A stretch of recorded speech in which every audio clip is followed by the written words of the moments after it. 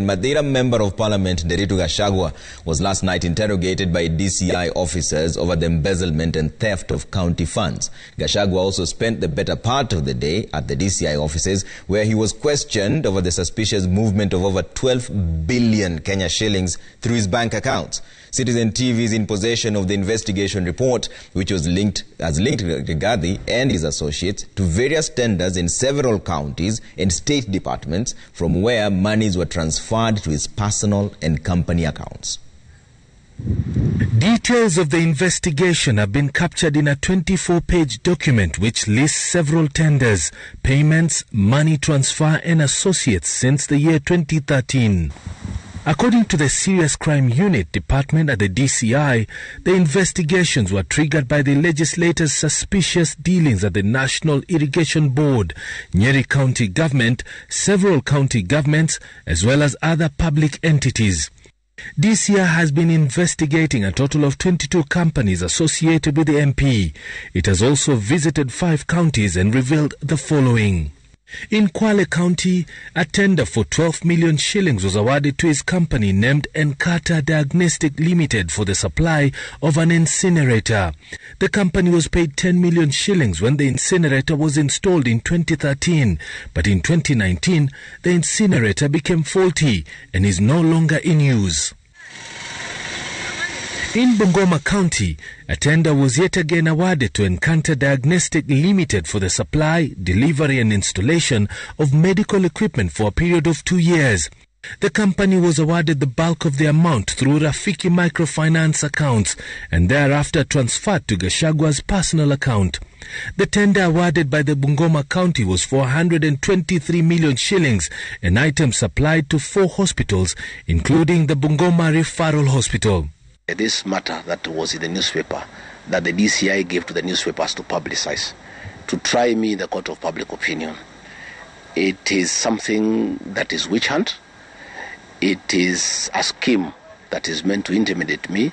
In Nyeri, Rapid Medical Supplies Limited, a company associated with Gachagua, was paid a total of 27.4 million shillings for the supply and installation of 10 dialysis machines, as well as a water treatment plant and dialysis kits. But according to the DCI findings, 3 out of 13 bidding companies met all requirements, including Rapid Medical Supplies, which was the lowest among the 3. However, after supplying the dialysis machines in June 2014, one of the machines was not functional, and even after being replaced, the second equally failed to function completely. Other equipment supplied as conductivity sensors and heating pumps worked for several hours, as captured in this document, and stopped. The water treatment has since stopped being used because the dialysis equipment has been faulty. In Kisii, a tender was issued for the supply and installation of a 16 multi-slide computed tomography, also known as CT scan. 4 out of 10 companies met requirements and proceeded to the financial evaluation. 2 companies associated with Gachagua were included, and Enkata Diagnostic Limited won the tender at 52 million shillings.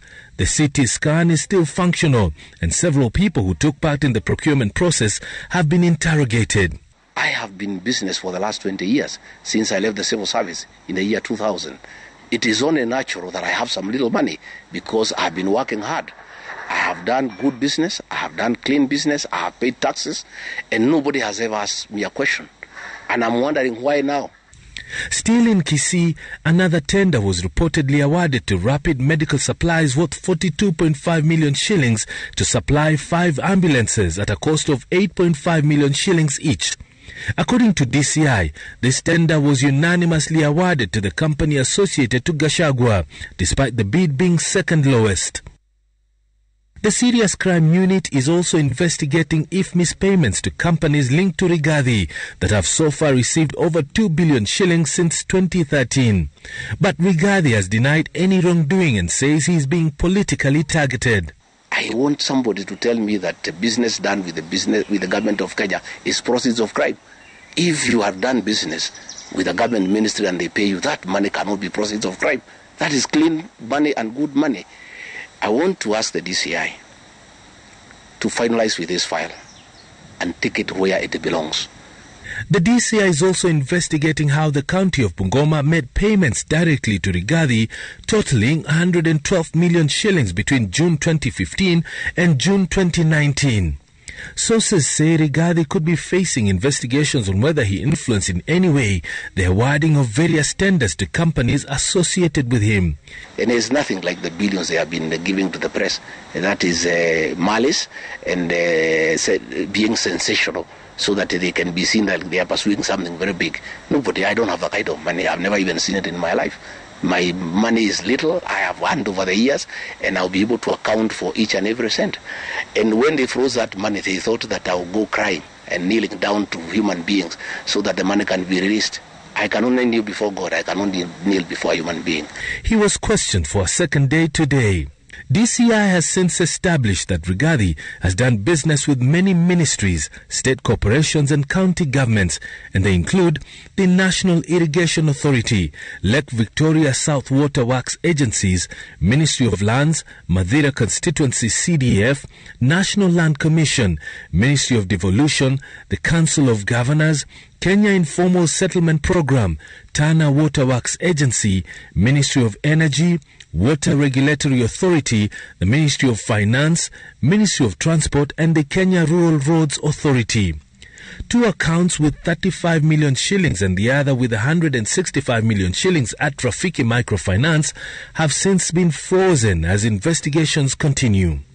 Nimro Tabu, Citizen TV.